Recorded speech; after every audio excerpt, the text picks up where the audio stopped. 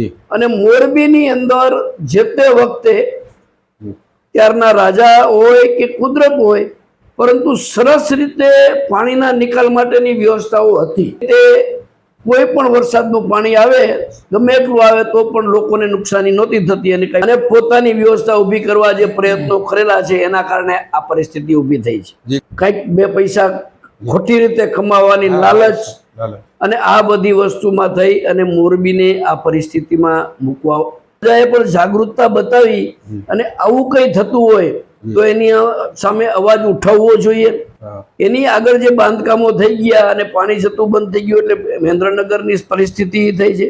મોરબીની અંદર ચૂંટાયેલા 52 ભાજપના કોર્પોરેટરને અને આપણા નવા વરાયેલા મેયરને પણ હું આ બાબતે કહેવા માંગુ છું કે કાંઈક પબ્લિક માટે કરો, પણ તમે ખાલી ત્યાં જઈ અને ખાલી ફોટો સેશન કરીને આવતા રહ્યો છો. મારી પાસે જે એન્જિનિયરિંગનો અનુભવ છે એના માટે હું પણ તૈયાર છું. ગમે ત્યારે બોલાવશે તો હું ફ્રી સેવા આપવા જઈશ, પ્લાનિંગ માટે એની ચર્ચા કરવા જઈશ, ક્યાંથી ક્યાં શું થઈ શકે છે એના માટે પણ મારી તૈયારી છે.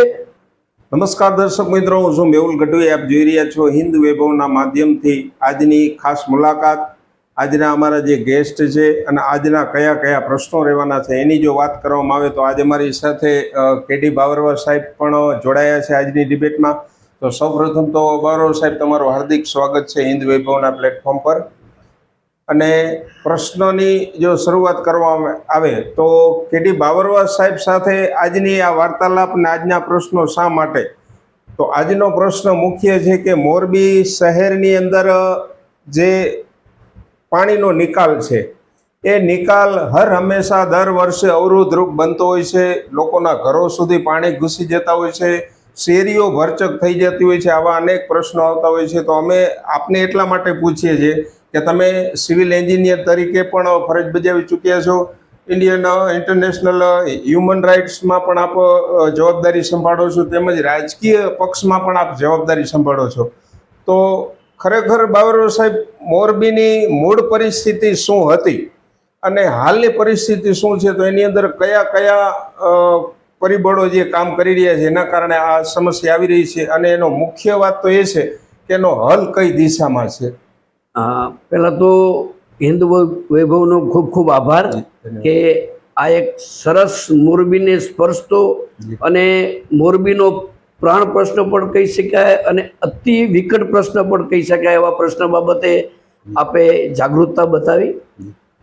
મોરબીની અંદર દર વર્ષે સામાન્ય એવો 2-2.5 ઇંચ વરસાદ થાય તો પણ ઘણા બધા વિસ્તારોમાં અને રોડ ઉપર પાણી ભરાયેલા રહે છે અને પબ્લિક ખૂબ હેરાન થાય છે. તમે ઘણા બધા વિડીયો ફોટાઓ જોતા હશો અને લોકો પણ જોતા હોય છે કે સામાન્ય વરસાદ હોય તો પણ તમે આપણે ખાસ કરીને સરદારબાગ પાસે જુઓ તો સરદારબાગ પાસે રોડ ઉપર પાણી ભરાઈ ગયા છે. છાત્રાલય રોડ છે, છાત્રાલય રોડ ઉપર છે, તમે એસપી રોડ છે, એ ઉપરાંત લાતી પ્લોટ છે. ગામની અંદર ઘણા બધા એવા વિસ્તારો છે કે જ્યાં સતત પાણી ભરાઈ જાય છે. વરસાદ સામાન્ય એવો હોય તો પણ કોઈ પણ વિસ્તાર હોય અને કોઈ પણ જગ્યાએ કુદરતી રીતે પાણીનો નિકાલ જે થતો હોય તો જ આનો કાયમી આમ તો ઉકેલ હોય.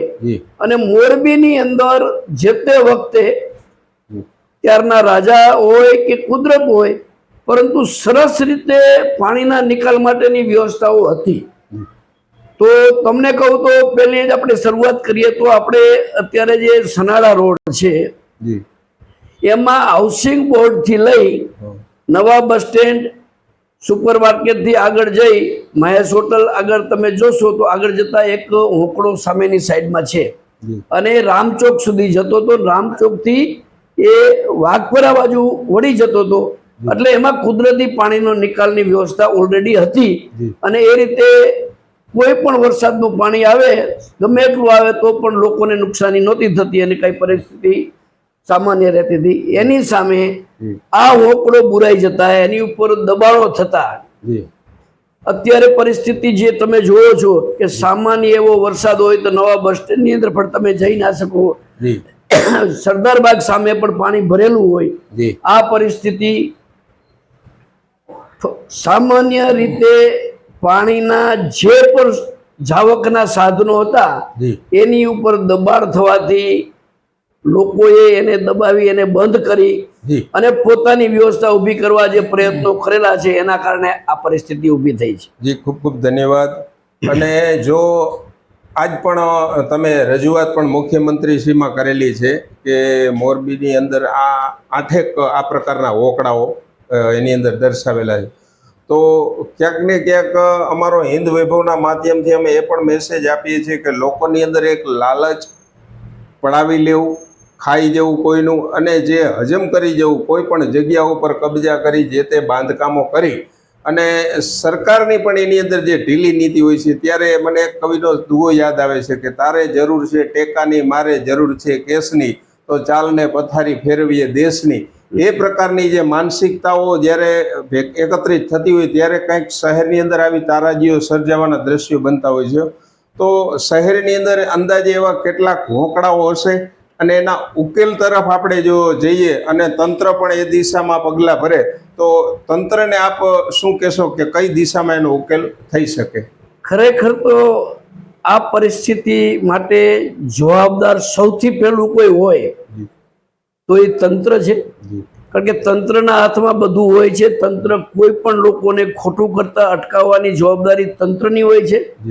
જે તે વખતના જવાબદાર અધિકારીઓ, જવાબદાર પ્રજાના પ્રતિનિધિ તરીકે ચૂંટાયેલા પદાધિકારીઓ, આ બધા લોકોએ પોતાના અંગત સ્વાર્થ, જેમ તમે જે દોહો કીધો એવું કંઈક બે પૈસા ખોટી રીતે કમાવાની લાલચ અને આ બધી વસ્તુમાં થઈ અને મોરબીને આ પરિસ્થિતિમાં મૂકવામાં આવ્યું છે.